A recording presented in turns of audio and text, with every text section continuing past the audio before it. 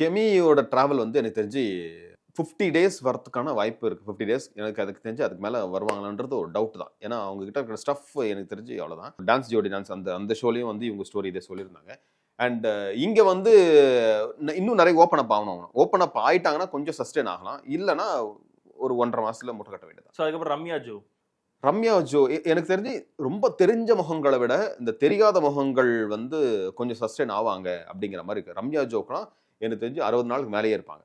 So Viana அதான் சொன்னேன், இவருக்கு எஃப்ஜே ஏதாவது ரூட்டுக்கிட்டு போட்டாருன்னா கொஞ்சம் நல்லா நல்ல ஒரு கண்டென்ட் இருந்ததுன்னா கண்டிப்பா வீட்டுல இருப்பாங்க. அவர் நிறைய பாட்டுலாம் பாடியிருக்காரு. ஒரு குச்சி குல்ஃபி அவர் தான் பாடியிருக்காரு. ஆமா, எனக்கு ஒரு நல்லா தெரியும். எங்க குரூப்ல எல்லாம் இருக்காரு, வாட்ஸ்அப் குரூப்ல எல்லாம் இருக்காரு, நல்லா பேசுவாரு. ஆனா அங்க போயிட்டு என்னன்னா தனித்துவமா எந்த ஒரு பாயிண்ட் எடுத்து வைக்காம கும்பலோட கோயிந்தா போடுற மாதிரியும் இருக்கிற மாதிரி இருக்கு. இன்னொன்னு வாண்டடா போய் சண்டை எடுக்கிற மாதிரியும் இருக்கு. அவர் வந்து எங்கேயாவது இடத்துல தான் தெரியுறாரு. அந்த தெரியுற இடத்துல வாண்டடா போய் சண்டை எடுக்கிற மாதிரி தான் இருக்கு. எனக்கு அவரு ஒரு 4-5 வாரம் வந்ததுக்கு அப்புறம்